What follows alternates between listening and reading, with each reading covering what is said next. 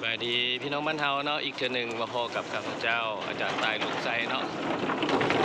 ตอนนี้พวกเขาอยู่ที่ขัวแห่งหนึ่งที่วังเวียงเนาะเป็นภาพธรรมชาติที่งามหลายเนาะ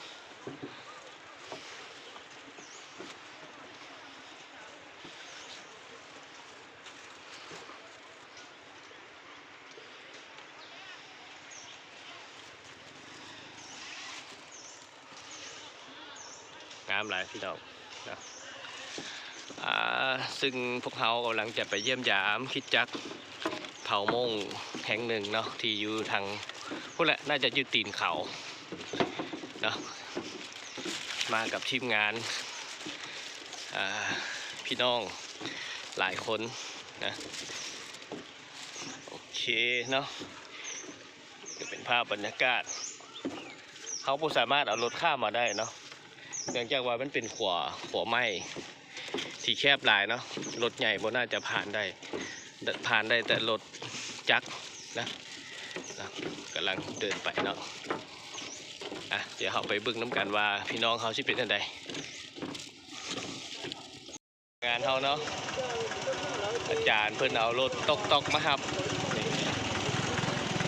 เอารถตกมาครับมีพี่น้องต่างประเทศก็ไปดำนะโอเคนะเขาก็จะย่างไปพุ่นแหละเนาะตามทางนี้ไปมีซุ้มนักท่องเที่ยวไปนำเนาะที่ไปยามพี่น้องพอไปฮอนพุ่นแล้วเดี๋ยวกันน้อยที่ถ่ายบรรยากาศของคิดจักรให้พี่น้องได้บึงแล้วก็ได้อธิษฐานเพื่อพี่น้องน้ำกันเนาะทางเขาก็ได้พบซุปเปอร์แมนเนาะซุปเปอร์แมนน้อยงอยหลักหัวนี่ก็เป็นบรรยากาศ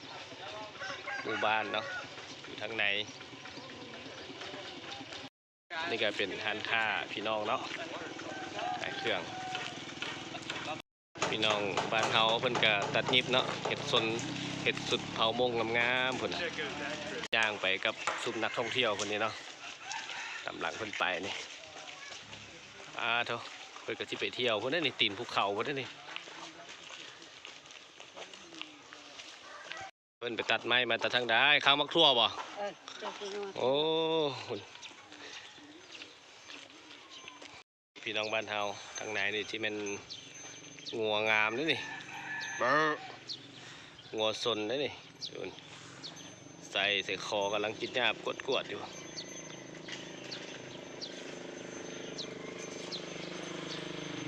ไปต่อนะ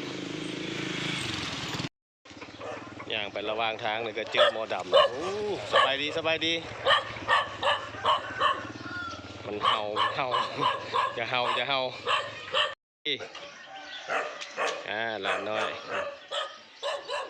โอ้ตู้ที่เกิดหมาด้วยนี่มีหมาแดง2 ตัวนี่แม่ตู้นี่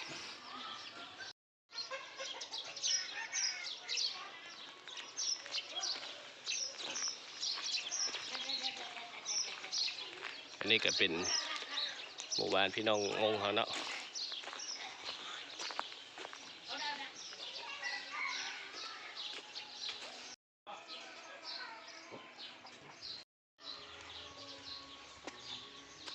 ทางนี่ก็เจอกับเจ้าถิ่นเนาะ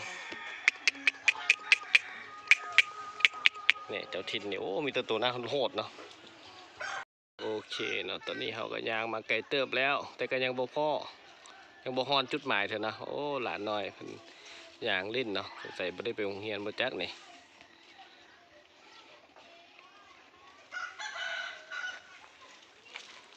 และมองเขาจะไปย่างต่อเนาะภูเขา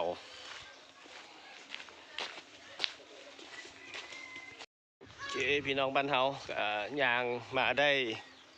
ประมาณ2 กิโลแล้วเนาะแต่ก็ยังบ่ฮอนจุดหมายย่างไปเรื่อยๆเนาะโอเคพี่น้องบ้านเฮาเนาะหลังจากเฮาย่างมาไกลเติบเนาะตอนนี้เฮาก็ได้มาฮอดโบสถ์แล้วเนาะนี่เป็นโบสถ์เนาะถึงอยู่ตีนเขาโอเคเนาะตอนนี้เฮาก็อยู่กับอาจารย์เพิ่นแล้วเนาะฮอนโบสถ์แล้วเนาะอาจารย์เนาะอาจารย์เป็นพามาฮอนโบสถ์แล้วเนาะ กับพี่น้องเฮา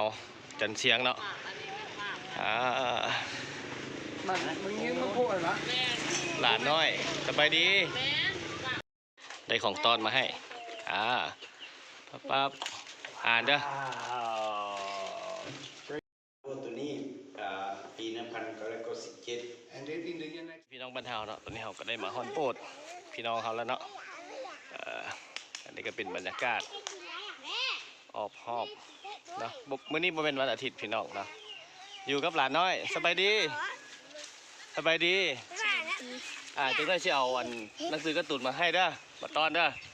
นี่อยู่กับหลานน้อยเนาะโอ้นี่โอ้เป็นตะคนเป็นตะแพงนี่